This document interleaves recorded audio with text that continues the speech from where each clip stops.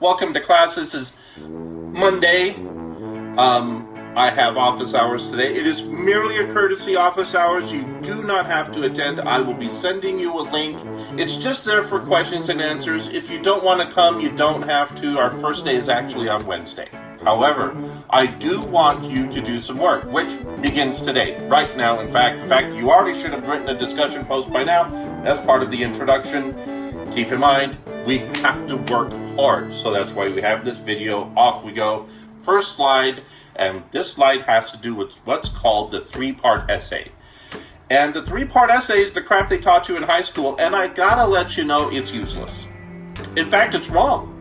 And the reason they teach you it in high school is because they basically want to get you ready to write the essay portion of the SAT or the ACT so that you can blurb out this useless essay that's got silliness. You're just basically following garbage instructions. It was something you didn't need, and there you go, now you know it. And I'm here to tell you that for college life, it's not going to help you in any way, shape, or form. And if you try to write a three-step paper in one of your other classes, like a history or social studies or a humanities course or an English course, or even, I'm going to say, in your science courses, you're probably going to be in trouble. Now, a more complicated type of paper that I normally teach in a normal semester is called a 6-step essay. I'm not teaching that, but what we are going to do is learn the 4-step essay, which is a brilliant form. It will help you. And then I'm going to teach you the 5-step essay, which, again, very brilliant. They're not complicated. In fact, I guarantee you, if you in 1101, you probably already wrote a 5-step essay without even knowing it. Okay? I'm just going to teach you the steps on how to do those so you know what's going on. And we're not going to do this 3-step malarkey. But I do want to point out there are a couple elements of the 3-step essay we are going to maintain. Okay? The first thing we're going to maintain in the 3-step essay is the introduction. Okay?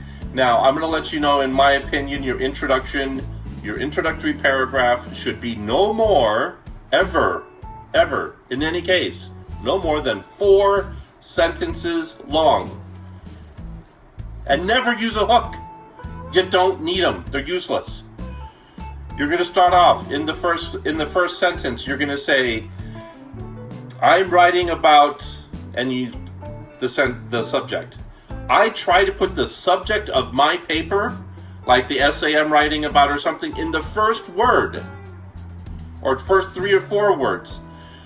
Okay? So in one of the essays you're going to read, you might read, you're going to write the author, Ta-Nehisi Coates, is talking about the issues of a young person living in, a young black person living in the streets of the United States. Blam. That's the first sentence.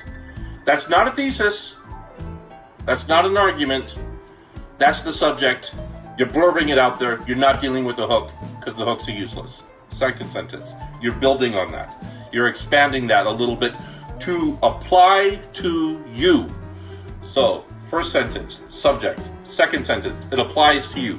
Third sentence, your thesis, what you're stating about this argument. So subject, how it applies to you, and then the actual argument you're going to make.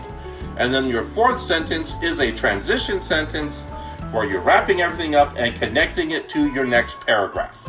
That's it. 4 sentences. If you're doing more than 4 sentences, you're wasting everybody's time. Okay? Your future professors will love you. It's terrible. 4. If you go more than 4, am I going to dock you? If you go, I might take points away if you go like 6 or more. So, definitely don't go over 4. I'll give, 4 is helpful. So the next thing you're going to do is you're going to keep your conclusion.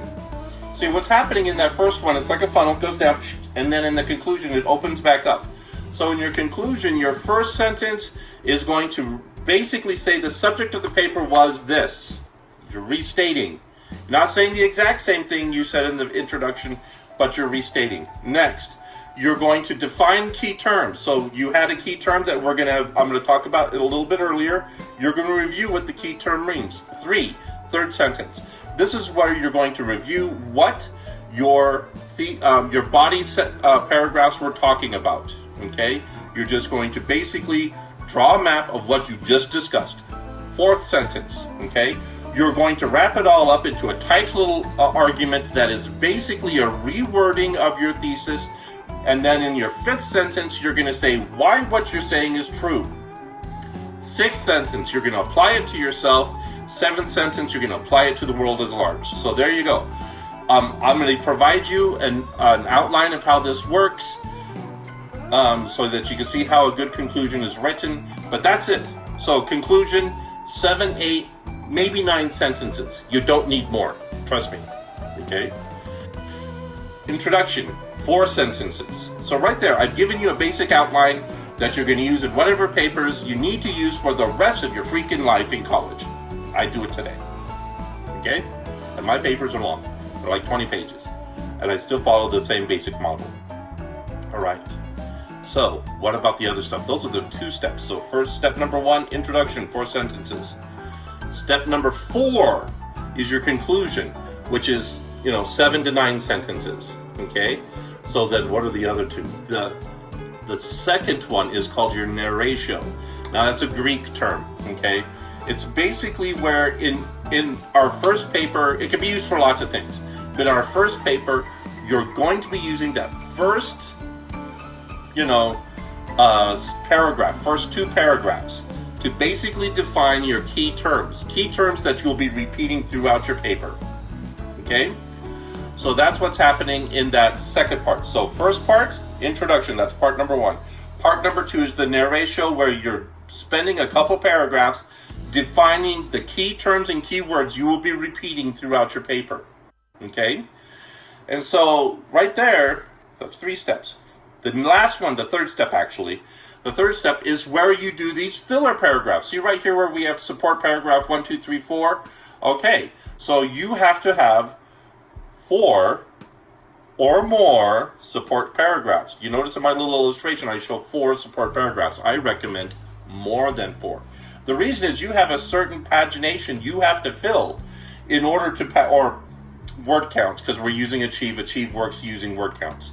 So you have to fill a certain word count to make sure that you're going to be able to hit all these steps. So step number 1 is your introduction, okay? And I'm going to show you this really quick. This is actually the 6-part essay table. So step number 4, the Greek name for step number 1 is called the exordium, okay? In step number 2, okay, narratio. This is, like I told you, the Greek term where you're going to define your key terms. In this first paper, I want you to focus on defining your key terms. In your next one, we're going to do something else in the narratio. The next one, the next step, step number 3. These are your support paragraphs. 4 or more, I suggest more, paragraphs of information that is going to support your thesis. Okay, it's going to expand on what your key terms are. And in fact, those key terms, you're going to use those keywords all the way through. Okay, you're going to repeat them. It's not redundant. This is how academic writing works. And then step number 4 is your conclusion that is going to be 7 to 9 sentences long. And in your conclusion, you're going to repeat those same key terms again. So yes, that's how it works. So I want you to listen carefully. Okay, introduction. Greek term is exordium. Okay, the narratio. I'm going to use the term narratio a lot. In our paper number 1, it's just where you're going to be defining key terms. Next is your support paragraphs, where you're supporting your thesis. It operates just like you learned in high school and in 1101. And then you're going to be integrating those key terms that you're introduced in those 2 narratio paragraphs. And then your 4th step, that is your conclusion, or paratio. That is the Greek term for conclusion, where you're going to wrap everything up, you're going to apply it to yourself, make sure it makes sense for you as a human, and make sure it applies to the world as a whole, and then there you go. Those are the steps you have in writing a paper. Welcome to English 1102. It's going to be a great experience. Writing is not hard. The slideshow is up in files already. You can go look at it, and thank you so much for watching this video. You guys have and there's a quiz. There's a quiz that you have to take. Go take the quiz. Okay? Thank you so much. Have a great day.